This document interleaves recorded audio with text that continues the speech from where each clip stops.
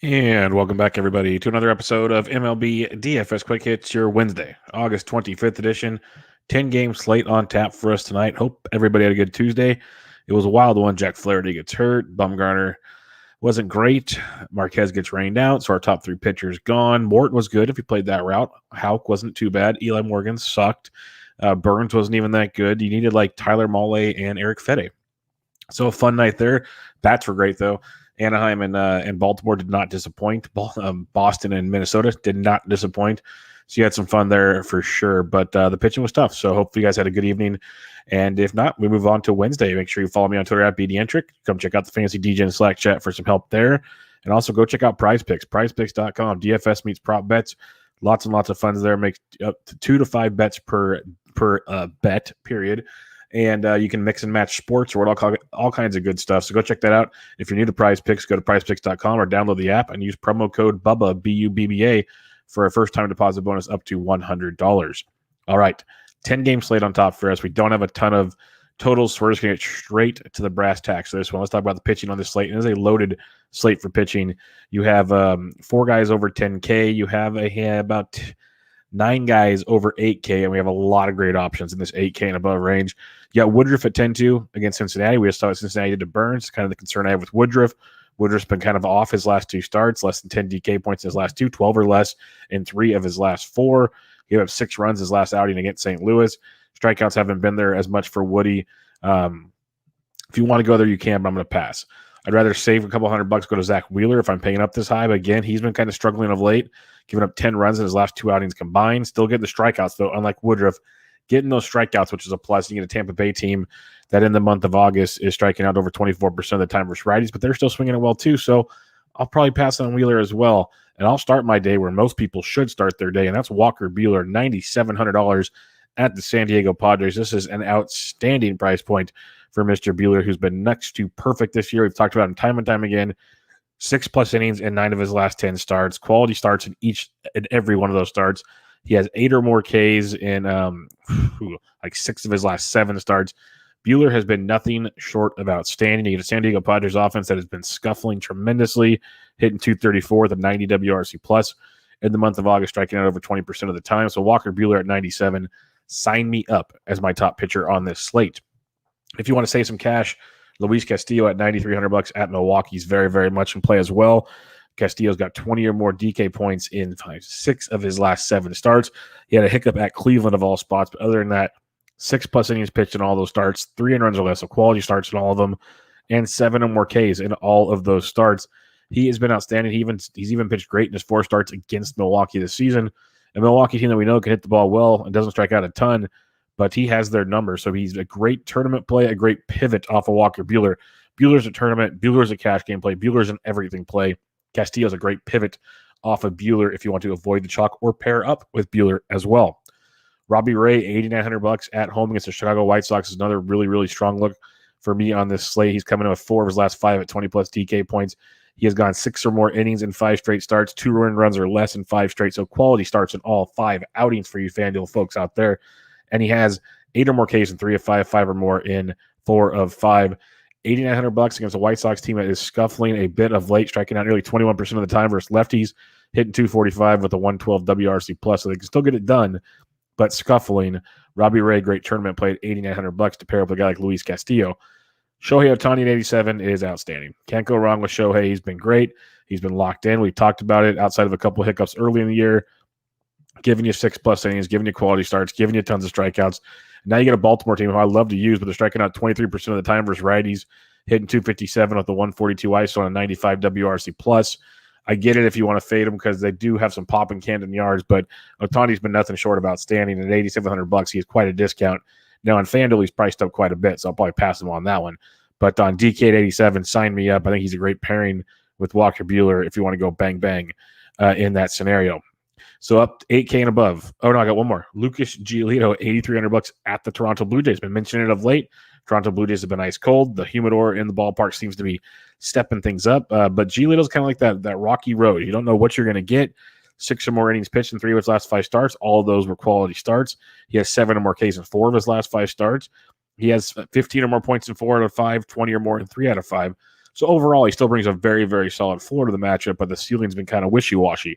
You get Toronto striking out not a ton, 19% of the time in the month of August versus righties, but hitting 250 with a 101 WRC plus, the league average. And over the last week, Detroit shut him down. Chicago shut him down. Something to think about when using Giolito at 83 to be a nice contrarian play as well. So for me, 8K and above, Walker Bueller, my top play on this slate, period. Castillo's a great tournament play. Robbie Ray's a great tournament play. Ohtani's a great cash pairing with Bueller. And then Gio is kind of a cash pairing as well. I know Toronto's risky, but I can see a cash pairing there. So all really good plays. Bueller, my top play on this one. Now, if you want to save some cash, you got Josiah Gray, $7,900 at the Miami Marlins. Really good spot here for Josiah Gray. Young prospect, got traded from the Dodgers. He's really looked good of late. He's gone 5 or more innings pitched in 4 straight starts, 3 runs or less in each start, and he's got 6 or more Ks in 2 of his last 3 starts. He's putting up nice quality performances for the Washington Nationals. Now you get a Miami Marlins team that Fetty just struck out 10 and 6 in the third. They're striking out almost 26% of the time versus righties in the month of August, hitting 236 with an 87 WRC plus. So Josiah Gray checks the box as a nice cheaper option on this slate. And then my other cheaper option on this slate is in the same matchup with one Josiah Gray, and that's Edward Cabrera at 5K for the Miami Marlins, making his debut. This dude has been outstanding, big-time pitching prospect. He started the season in single A, finished it at triple A, overall 2.93 ERA on the entire season. But let's just look at his last 4 AAA starts here. He's gone 6 or more innings in 2 of the 4, 4 2/3 or more in 3 of the 4, 3 runs or less in all of them, and he has 6 or more Ks in all of them. He has 11 or more Ks in 3 of the 4. Massive strikeout guy. Overall in the minors, 92 Ks and 61 and a third innings pitch. Big boy strikeout stuff with Edward Cabrera, and it shows he can go 5-6 innings. So that shouldn't be a major concern either. Just got to shut down the Nationals, striking out 21% of the time versus righties in the month of August, hitting 262 with the 101 WRC plus. So Edward Cabrera at 5K, going to be super popular on this slate. Good reason, very good reason, but super, super popular. So I love Edward Cabrera. I think you can even put him in cash potentially with Walker Bueller and get all the bats you want. I think that is a legit option. I think he's a great GPP play. Going to be chalkier than all chalk. So having a little contrarian stack of Nats is going to be a nice play as well if you're making multiple lineups. But Edward Cabrera at 5K, far too cheap on this slate. Great play. Let's check out the bats on this slate. Catcher's position for you here. You got JT Realmuto versus Ryan Yarbrough. Don't mind that at 5,200 if you want to pay up. But you can pretty much save on this slate if you so choose. Go on guys like Max Stassi. He had a nice Tuesday night there in Baltimore. He's 41 hundo. Some cheaper options for you as well. Jacob Stallings going up against Tyler Gilbert at 36. Gilbert, massive pitch to contact guy. So Stallings at 36 is not too shabby. Dalton Varsho at 36 as well versus Mitch Keller. The Arizona-Pittsburgh game is one we want to attack early and often. I'd rather have Varsho over Stallings at that price point. Both are in play, especially if you're stacking Pittsburgh. I could see going to Stallings. Otherwise, Varsho is pretty much the play in that scenario. Going below 3K now, you could look at maybe a Zach. No, I wouldn't even go there. Maybe a Kurt Suzuki if Max Stassi gets the night off because Kurt Suzuki's 27 hundo. So that could be a play for you down here. Otherwise, not a ton. Maybe Austin Hedges if he gets to start. But Riley Adams would be the one if you're fading Cabrera. Riley Adams is 2K. I don't mind that as a punt catcher. Riley Adams, right-handed bat. A little bit of pop in that bat. He's 2K. Edward Cabrera is awesome. Don't get me wrong. But for a punt catcher, not too shabby either. First base position now, you got Muncy. DK says Darvish. Everywhere else says Blake Snell. The books all say Blake Snell. So it's pretty much, I think, going to be Blake Snell barring a change. But Muncy at 55 is not too shabby. Jose Abreu went deep on Tuesday. If you want to fade Robbie Ray, Abreu's not a bad play. But, if we're going to get contrarian, give me some Joey Votto at 5K versus Woodruff. Woodruff's a scuffled of late. Votto has good history versus Woodruff. I don't mind saving some cash in a nice scenario there. Brandon Belt, 4 hits on Tuesday, double donged, 45 hundo, great spot versus Taijuan Walker. I have no problem going back to the Giants tonight against Walker. So really good spot for Belt. I kind of wish they didn't go off on Tuesday because I liked them a lot versus Walker. But 4,500 for Belt's not a bad price tag. You can go back to Jared Walsh at $4,300 versus Kramer. Really good spot here. He kind of woke up. I believe he had 12 or 13 DK points for you on Tuesday night. So nice. He got $300 cheaper to face Kramer. So good spot for Walsh and clean up for the Angels at 4,300. Going down farther, like if you are going to fade Edward Cabrera, again, not a bad move. He's going to be super chalky. His value is ridiculous at 5K. It's really, really hard to fade that value. But I'm telling you, if you make like a 3 max or more, have a Nat stack in there somewhere. And you got value. I mentioned Riley Adams. You got Josh Bell is only 3,900. That's a really good value in that one as well. Like I want Edward Cabrera to pitch well, but this is a game of making money, and you got to use game theory in here, and that's one way to do it. I mentioned on Tuesday, like Minnesota, like I like Tanner Houck, doesn't go deep. Minnesota's get to the bullpen. Minnesota got to the bullpen. They scored 9 runs on Tuesday. So Miguel Sano going up against Nick Pivetta at 35. I can see the same scenario. Get Pivetta for 3, 4, 5 runs. Get to that bullpen. It's a mess. So Sano at 35. Minnesota will go super overlooked. That Boston-Minnesota game's got an over-under of 10.5, the highest one on the slate so far. And I think everyone's going to go to Boston, and for good reason. Getting some Miggy Sano in there is not too shabby. Michael Chavis, and no, he's not with Boston anymore. He's with the Pittsburgh Pirates. He's first base, second base eligible. He led off on Tuesday and took Mad Bum deep. He's $3,400. If he's leading off again, it's a nice value play going up against Tyler Gilbert, who pitches to a ton of contact, as we've talked about in the past. So that could be a good power spot there for Michael Chavis. Some other options at the position, Phil Gosselin, first base, third base for the Angels at 32. If you're stacking them, he hits third in their lineup. Super cheap. Nice value piece to that stack. Yoshi Sasugo is 3K. He's first base outfield eligible. It's lefty versus Gilbert, but I don't really care.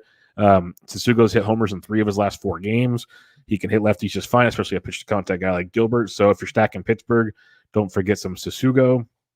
If you are fading Robbie Ray, Andrew Vaughn's 3K. We know he likes himself a lefty. Christian Walker had the night off on Monday. He should be back in the D-backs lineup. He's 2,500. Nice, cheaper piece of a D-back stack. Other than that, though, really nothing that stands out as a must play at this position. Second base, Trey Turner at 53 is always intriguing, but you can save some cash if you want to be contrarian and think Bueller kind of scuffles some more. You got Brandon Lau, who loves facing right-handed pitching in Citizen Bank Park. Very nice hitter-friendly ballpark. Get Lau at 5K. He's expensive. He'll go virtually unowned in this slate. Kiki Hernandez at 47. He went deep on Tuesday. Really good look for your Boston stacks. Josh Rojas, he finally woke up after a dud Monday. I told you he'd wake up. He woke up on Tuesday for you. A couple knocks. I know a double for 1. I think a run scored. So 45 hundo. Don't mind Jazz Chisholm at 44 as he keeps getting the job done.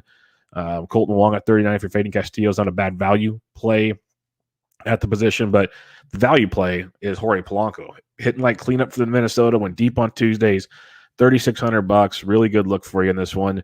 You tack on double digits in that one, 2, 3, 4, 5, 6, 7 of his last 8 games put up double-digit points. He's 36 hundo. That is a cash game master play with definite tournament upside, especially if you're stacking Minnesota or you just want a one-off in a tournament. Say you stack elsewhere and you want a one-off with upside, Polanco's that guy at 36. That's an outstanding play. Like if you're not paying up at the position, you should almost just save cash and play Jorge Polanco, to tell you the truth. Like there's other options for sure, especially if you're stacking up guys like. But Polanco at 36 against Nick Pivetta and then that Boston bullpen is a very, very nice value more often than not. Ramon Urias at 3K if you're stacking Baltimore, sure. Other than that, like Luis Arias, he's second base, third base for Minnesota. He's 28. If you're stacking Minnesota, possibly look there. But I'd rather have Donaldson and Polanco in that mix. So kind of negates that one. Nick Gordon for Minnesota, second base outfield eligible. He's 24. You can go there if you need to as well. But Polanco at 36, very, very good price point on this slate. Third base position, you got Rafael Devers at 59, who's an outstanding play against Bailey Ober. Again, Boston should be super popular in that game. And Devers is an awesome one at 59.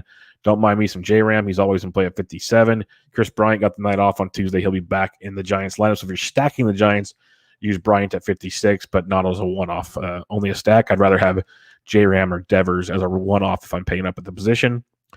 Some cheaper options for you if Blake Snell is pitching. Justin Turner is an interesting play. But I'd rather have Chris Taylor personally at 45 against Blake Snell. Brian Hayes at 4K. I don't mind versus Gilbert. Hayes has been kind of quiet of late, but he did put up 16 points on Monday. Didn't do a ton on Tuesday, but 4K if you're stacking Pittsburgh going up against pitch to contact Logan Gilbert or Tyler Gilbert.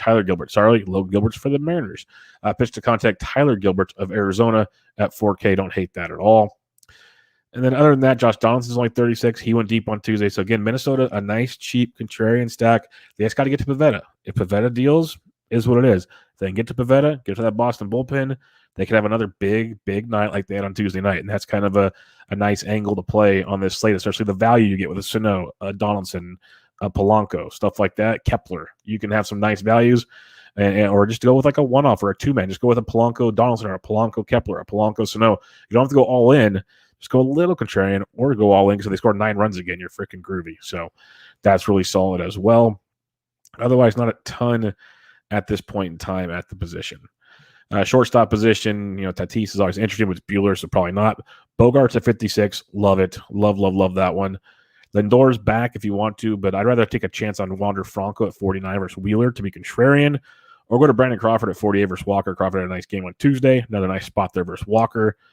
Jazz Chisholm at 44. Sign me up for that value as well.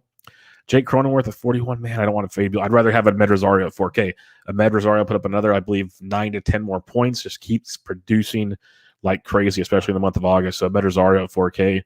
Like that one quite a bit. If you are stacking Pittsburgh, Kevin Newman, $3,400 from the right side of the plate is a nice value in that one. And then other than that, not too much down there. I'm Jose Iglesias of the Angels, like passing by all the time. And then when I go and look at stuff later, he's $3,700. He hasn't been super productive. He's hitting 5th. Had a good game on Tuesday. So if you're stacking the Angels, Iglesias is in play. You're not one-offing it with Iglesias. You pay up for Ahmed Rosario if you're one-offing it. Outfield position, locked and loaded. Bryce Harper at 62 versus Yarborough is outstanding because Yarborough, A, ain't that good, and B, won't last too long. So good spot for Harper at 62. Don't mind some Juan Soto against Edward Cabrera at 54. Franmil at 54 is in play as well. It's a couple good looks there. JD Martinez at 51. If you're stacking Boston, sure, he's been struggling, but I don't mind it. It was good to see Nelly Cruz play first base because there's no DH for Tampa on Tuesday. See what he does on Wednesday. Hunter Renfroe double donged. He's 48, and they both weren't off lefties either, so that's good to see. Wanted to play Ketel Marte really bad on Tuesday. He wasn't in the lineup. He had a pinch hit home run. The dude is raking right now, Mr. Consistency.